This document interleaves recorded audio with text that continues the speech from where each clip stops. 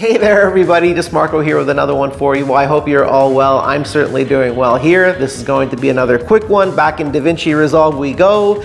And we're going to be touching on the Fusion tab a little bit again, just like we did in the last Resolve episode that I did. Sometimes jumping into that Fusion tab, don't be scared. Everything on this channel is easy because, I mean, it's my channel and I can't handle anything difficult. So this is going to be tracking for the purposes of stabilization, not just stabilization, but keeping the subject within frame. Now, tracking in Resolve in general is a tool. In Hollywood, it's often used for tracking faces. You know, you may be adjusting color on a principal actor's face, and then you need those effects to track on that face. Anyway, I'm gonna stop yapping. Let's get to it.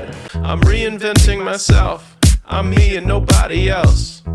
Ooh, I can't help but smile. So here we are in Resolve. Don't be alarmed if things don't look the same on your screen. I'm using a 2-monitor setup. I'm using the standard 2-monitor setup. So if you are using 2 monitors, chances are things do look very similar on your screen. Right, so we're gonna start with this clip of this girl crossing the street wearing sunglasses.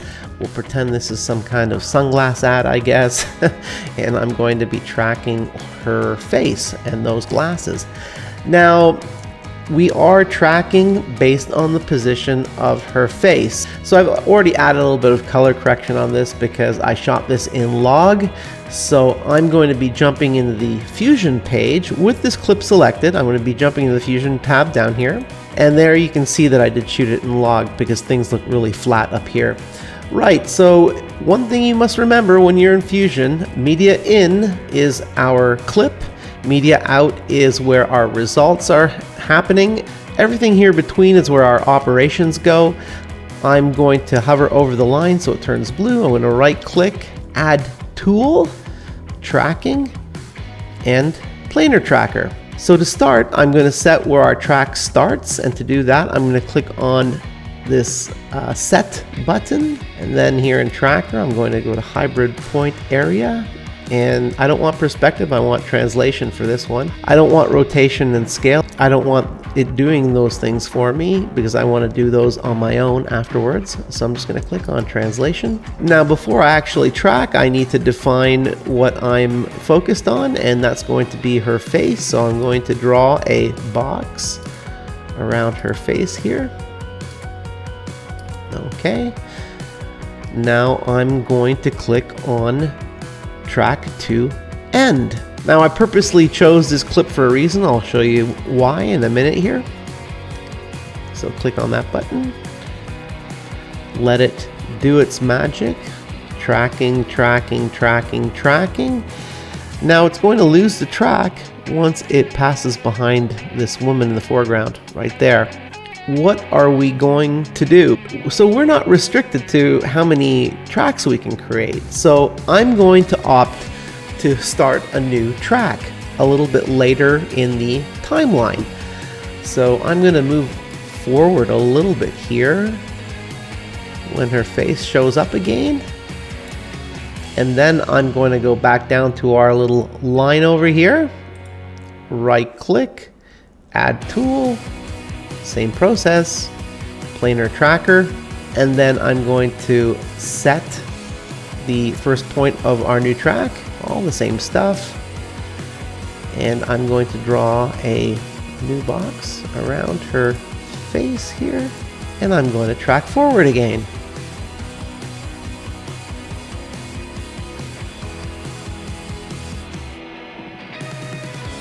Now you can add as many trackers as you want. There you go. Now I'm going to select our first tracker here, and in track operation mode I'm going to go to stabilize. So no worries about the whole frame getting shifted. That's what it's supposed to do. I'm going to go to the next tracker here. I'm going to select stabilize here as well. So here on the edit page, it looks like we pretty seamlessly jump from one track to another when she passes behind those people. Now, what if I go into my video transforms here on the right hand side and start moving that? Yeah, you can see it doesn't quite work the way it's supposed to. What we have to do is we actually have to go into the Fusion panel to take care of that. And we're gonna add a transform here in the Fusion panel by adding a transform tool. There we go. And so now we're able to actually center that the way we want. I'm going to zoom in on that as well. Go back to our edit page, see what we've got. All right, here things aren't quite the way they should look.